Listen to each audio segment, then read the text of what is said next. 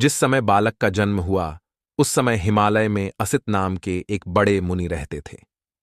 असित मुनि ने सुना कि कुछ मुनिवर बुद्ध शब्द के उच्चार से आकाश को गुंजायमान कर रहे थे। उन्होंने देखा कि लोग प्रसन्नता के मारे इधर उधर घूम रहे थे। वह सोचने लगे कि क्यों न मैं वहां जाऊं और उस स्थान का पता लगाऊं जहां बालक ने जन्म लिया हुआ है। असित मुनि ने अपनी दिव्य दृष्टि डालते हुए देखा कि शुद्धोधन के घर में दिव्य बालक का जन्म हुआ है। उसके जन्म पर नगरवासी रोमांचित हो रहे थे। असित मुनि अपने भांजे नरदत्त को साथ लिए और राजा शुद्धोधन के महल के द्वार पर आकर खड़े हो गए। असित मुनि ने देखा कि शुद्धोधन के द्वार पर लाखों आदमी एकत्र हो गए हैं। वे द्वारपाल के पास गए और बोले, पुरुष, जाओ और राजा को सूचना दो कि द्वार पर एक मुनि खड़े हैं। तब द्वारपाल राजा के पास गया और हाथ जोड़कर बोला, राजन, द्वार पर एक वृद्ध मुनि खड़े हैं और आपसे भेंट करने के इच्छुक हैं। राजा ने असित मुनि के बैठने के लिए उचित आसन की व्यवस्था की और द्वारपाल से कहा, मुनि को अंदर आने दो। महल के बाहर आकर द्वारपाल ने असित मुनि से कहा, कृपया आप अंदर पधारिए। असित मुनि राजा के पास आए और उनके सामने खड़े हो गए और बोले, राजन, आपकी जय हो। राजन, आपकी जय हो। आप चिरकाल तक जीवित रहें और अपने राज्य पर शासन करें। तब शुद्धोदन ने आदरपूर्वक असित मुनि के चरणों में साष्टांग प्रणाम किया और उन्हें बैठने के लिए आसन दिया। जब उसने देखा कि असित मुनि सुखपूर्वक आसीन हो गए हैं तो शुद्धोदन ने पूछा, मुनिवर, मुझे स्मरण नहीं है कि इसके पूर्व भी मुझे आपके दर्शन हुए हैं। आपके यहां आगमन का क्या उद्देश्य है, क्या कारण है? इस पर असित मुनि ने राजा शुद्धोदन से कहा, राजन, तुम्हें पुत्र लाभ हुआ है। मैं उसे देखने की इच्छा से यहां आया हूं। शुद्धोदन बोले, मुनिवर, बालक इस समय सोया हुआ है, क्या आप थोड़ी देर प्रतीक्षा करेंगे? मुनि बोले, राजन, इस तरह के दिव्य प्राणी देर तक नहीं सोते हैं, वे तो स्वभाव से ही जागरूक होते हैं। तब बालक ने महान मुनि पर अनुकंपा करते हुए अपने जागने का संकेत किया।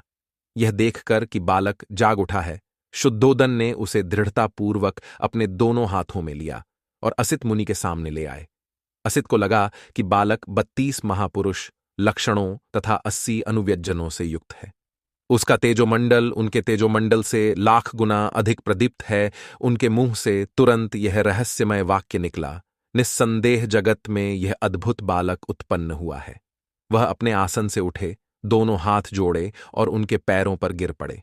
उन्होंने बालक की परिक्रमा की और उन्हें अपने हाथों में लेकर विचारमग्न हो गए। असित मुनि पुरानी भविष्यवाणी से भली भांति परिचित थे कि जिसके शरीर में गौतम की ही तरह के 32 महापुरुष लक्षण होंगे, वह इन 2 गतियों में से किसी एक को निश्चित रूप से प्राप्त होगा, तीसरी को नहीं। यदि वह गृहस्थ रहेगा तो वह चक्रवर्ती सम्राट बनेगा, लेकिन यदि वह गृह त्याग कर प्रव्रजित हो जाएगा तो सम्यक संबुद्ध बनेगा। असित मुनि को निश्चय था कि यह बालक गृहस्थ नहीं रहेगा। बालक की ओर देखकर असित मुनि रो पड़े और आंसू बहाते हुए उन्होंने गहरी सांस भरी। शुद्धोदन ने उन्हें इस प्रकार रोता देखकर शुद्धोदन के रोंगटे खड़े हो गए। व्यथित होकर उसने असित मुनि से निवेदन किया, हे मुनिवर, आप इस प्रकार क्यों रो रहे हैं, आंसू बहा रहे हैं और ठंडी सांस ले रहे हैं? मैं समझता हूं कि अवश्य ही बालक के लिए भविष्य में कोई विपत्ति नहीं होगी। असित मुनि ने राजा को उत्तर दिया, राजन, मैं बच्चे के लिए नहीं रो रहा हूं, उसका भविष्य तो बिल्कुल निर्विघ्न है। मैं तो अपने लिए रो रहा हूं। ऐसा क्यों? शुद्धोदन ने पूछा। असित मुनि ने उत्तर दिया, मैं जरा जीर्ण हूं, वय प्राप्त हूं, और यह बालक सम्यक संबुद्ध होगा और इसके बाद वह अपने सिद्धांतों का उत्कृष्ट धम्मचक्र घुमाएगा, जैसा उससे पहले संसार में किसी भी प्राणी ने नहीं घुमाया। संसार के हित और सुख के लिए वह अपने धम्म सिद्धांतों की देशना करेगा। जिस धम्म जीवन की, जिस सद्धम्म सिद्धांतों की वह घोषणा करेगा, वह आदि में कल्याणकारक होगा, मध्य में कल्याणकारक होगा और अंत में कल्याणकारक होगा। वह परिशुद्ध एवं परिपूर्ण होगा।